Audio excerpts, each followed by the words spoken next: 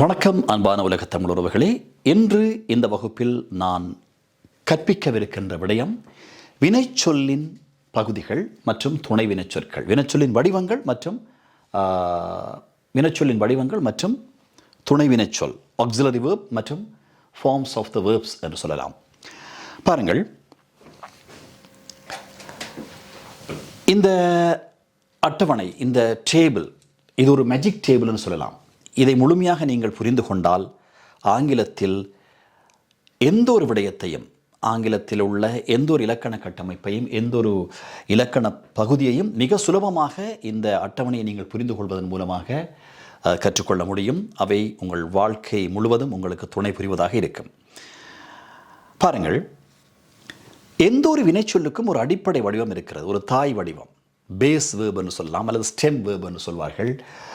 அந்த வடிவத்தில் இருந்து நாங்கள் வேறு வேறு நிலைகளில் ஒரு செயலை வெளிப்படுத்தும் போது அந்த செயலுக்கு ஏற்றது போல் இந்த வினைச்சொல் வடிவ மாற்றங்களை பெறுகிறது. பாருங்கள், உதாரணமாக நாங்கள் தமிழில் சொல்வோம், அவன் போகிறான், அவன் போனான், அவன் போவான், அவன் போய்கொண்டிருக்கிறான், அவன் இப்பொழுதுதான் போயிருக்கிறான். இப்படி இந்த செயல்களின் நிலைகள் மாறும்போது வேறு வேறு வினைச்சொல்லின் வடிவங்களும் அங்கேயும் மாறுவதை அவதானிக்கிறோம். அதே போலவே பாருங்கள், உதாரணமாக டூ என்ற வடிவத்தின் தேவை என்ன, டன் என்ற வடிவத்தின் தேவை என்ன, டிட் எனும் வடிவத்தின் தேவை என்ன, அதே போல் டூயிங் என்ற வடிவத்தின் தேவை என்ன என்பதை உங்களுக்கு நான் இந்த வடிவங்களை கொஞ்சம் விளங்கப்படுத்தியதன் பின்னர் டென்சஸ் மூலமாக எழுதி காட்டுகிறேன். அதாவது டென்சஸ் என்பது ஒவ்வொரு செயலின் ஒவ்வொரு நிலை. அதாவது நான் இப்பொழுது தமிழில் சொன்னது போல, அவன் போகிறான், ஹீ கோஸ் என்று வரும். அவன் போனான், ஹீ வென்ட் என்று வரும். அவன் போவான், ஹீ வில் கோ. இப்படி இந்த வினைச்சொல்லின் வடிவங்கள் செயலின் ஒவ்வொரு நிலைக்கு ஏற்ப அந்த எழுவாயோடு, செயலை செய்கின்ற எழுவாயோடு இணையும். அது கொஞ்சுகேட் ஆகுவது என்று சொல்வார்கள். ஆகவே அப்படி இணைப்பதற்கு என்ன விதிமுறைப்படி இந்த வினைச்சொற்களை அந்த எழுவாயோடு இணைத்து ஒரு சரியான இலக்கண விதிமுறைக்குட்பட்ட வாக்கியத்தை நாங்கள் உருவாக்கலாம் என்பதை பார்க்கவிருக்கின்றோம். சரி, பாருங்கள், முதலாவது கொலம் பேஸ் வேர்ப், அடிப்படை வடிவம். இரண்டாவது வடிவம் இரண்டு வகையாக பிரிக்கப்பட்டிருக்கிறது. ப்ரெசன்ட் சிம்பிள், அது இரண்டு வகையாக பிரிக்கப்பட்டிருக்கிறது. ப்ரெசன்ட் சிம்பிள் இரண்டு வகையாக பிரிக்கப்பட்டிருக்கிறது. அதே போல பாஸ்ட் சிம்பிளிலும் இந்த பி என்ற வேர்ப் இரண்டு வகையாக பிரிக்கப்பட்டு கடந்த கால நிலையை எடுக்கிறது. வாஸ் வே. இது ஒரு அறிமுகம். கொஞ்சம் கொஞ்சமாக, அதாவது இதை ஒரு ஸ்டெப் பை ஸ்டெப் டீச்சிங்னு சொல்வார்கள். படிப்படியாக உங்களுக்கு நான் விளங்கப்படுத்தி கொண்டிருக்கிறேன். அந்த வகையில் உதாரணத்திற்கு டூ, ப்ரெசன்ட் சிம்பிளில் டூ, டஸ் எனும் இரண்டு வடிவங்கள், பாஸ்ட் சிம்பிளில் டிட் எனும் ஒரு வடிவம், past participle done, present participle doing, future simple அல்லது சிம்பிள் ஃபியூச்சர்னு சொல்லலாம், வில் டூ, இன்ஃபினிட்டிவ் அல்லது டு இன்ஃபினிட்டிவ்னு சொல்லலாம், டு டூ. இப்படி அடுத்து இங்கே இரண்டு அட்டவணைகள் தரப்பட்டிருக்கிறது. இதில் டென்சஸ் ஆஃப் பி ஃபார்ம் என்று சொல்லியிருக்கிறேன். இங்கே டென்சஸ் ஆஃப் ஹேவ் ஃபார்ம்ஸ் என்று சொல்லியிருக்கிறேன்.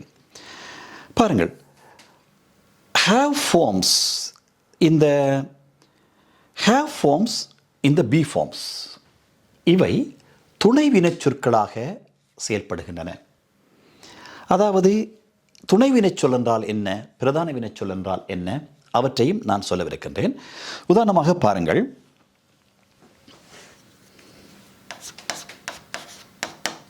he is going. இந்த வாக்கியம் அவன் போய்கொண்டிருக்கிறான். இந்த வாக்கியத்தை எப்படி உருவாக்குவது என்பது டென்ஸ் கற்கும் போது நீங்கள் தெளிவாக கற்றுக்கொள்ளலாம். he is going. பாருங்கள், அவன் போய்கொண்டிருக்கிறான்.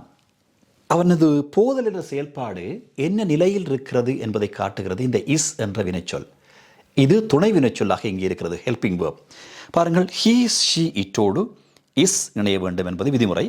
ப்ரெசன்ட் டென்ஸ், அதாவது ப்ரெசன்ட் ஆக்சிலரி வேர்பாக, நிகழ்கால துணை வினைச்சொல்லாக இருக்கிறது. அதே போல பாருங்கள், இங்கு ஹேவ் ஃபார்ம்ஸ் எப்படி பயன்படுத்துகிறோம் என்றால், இந்த வாக்கியம் he has gone. பாருங்கள், 3 பகுதிகள் இருக்கின்றன. V3, அதாவது V3 என்று சொல்லப்படுகின்ற பாஸ்ட் பார்ட்டிசிபிள் பயன்படுத்தி இருக்கிறோம். He has gone, he has gone, he has gone. இந்த உச்சரிப்புகளை இந்த வகுப்பை தொடர்பவர்கள் நான் சொல்லும்போது, நான் கற்பிக்கும் போது நீங்கள் ஒரு தடவை சொல்லி பாருங்கள். He has gone. ஒரு தடவை நீங்கள் முயற்சி செய்து பார்க்கலாம். ஏனென்றால் இந்த ப்ரொனன்சியேஷன் உச்சரிப்பு என்பது மிக மிக முக்கியமானது. பாருங்கள், அப்படியானால் he has gone திருப்பி சொல்லி பார்க்கலாம். He has gone, அவன் போய்விட்டான். He has gone, he has gone, அவன் போய்விட்டான். அதாவது இந்த நிலை வேறு, இந்த நிலை வேறு. He is going. பாருங்கள், he is going எப்படி உருவாக்கி இருக்கிறோம்? எழுவாய் இஸ், அத்துடன் இங்கிருந்து கோயிங், இந்த 3ஐயும் இணைக்க வேண்டும். இதில் வேறு எதுவும் நீங்கள் இணைக்க முடியாது. வேறு எந்த பகுதியும் இங்கே இணைய முடியாது. அதே போல he is, இங்கே இஸ் பயன்படுத்தவில்லை. he has gone. he அந்த வாக்கியத்தினுடைய எழுவாய். has இங்கிருந்து எடுத்து he seat, இங்கிருந்து has எடுத்திருக்கிறோம். அதற்கு பக்கத்தில் gone, வினைச்சொல்லுடைய 3வது வடிவம் பயன்படுத்தியிருக்கிறோம், பாஸ்ட் பார்ட்டிசிபிள். இந்த டென்ஸின் பேர் ப்ரெசன்ட் பெர்ஃபெக்ட் டென்ஸ். இது ஜஸ்ட் நவ் நடந்து முடிந்த செயற்பாடுகள், இப்போது நடந்திருக்கின்றன. அந்த நிகழ்காலத்திலும் அந்த செயல் நடந்ததுக்கான தடயங்கள் இருக்கின்றன, அதற்கான சான்றுகள் இருந்தால் பாருங்கள், ஒரு கண்ணாடி இருந்தது அல்லது ஏதோ ஒரு பொருள் இருந்தது, அந்த பொருள் உடைந்து விட்டது. சற்று நேரத்துக்கு முன் சரியாக இருந்தது, இப்போது உடைந்து விட்டது, அது உடைந்தபடியே இருக்கிறது. அதனால் நிகழ்காலத்தில் அந்த செயல் நடந்ததுக்கான ஆதாரம் இப்போதும் இருக்கும் செயல்களுக்கு நாங்கள் ப்ரெசன்ட் பெர்ஃபெக்ட் டென்ஸ் யூஸ் பண்ணுகிறோம், பயன்படுத்தலாம். அதாவது ஒரு கிளாஸ் இருந்தது, அது உடைந்து விட்டது. It has broken. It has broken எழுதுகிறேன் பாருங்கள். broken இந்த வகை 3வது வகை, பாஸ்ட் பார்ட்டிசிபிள் வகை. இட் ஹேஸ் broken, அது உடைந்து விட்டது. அதாவது இதே வகைதான் ப்ரெசன்ட் பெர்ஃபெக்ட்.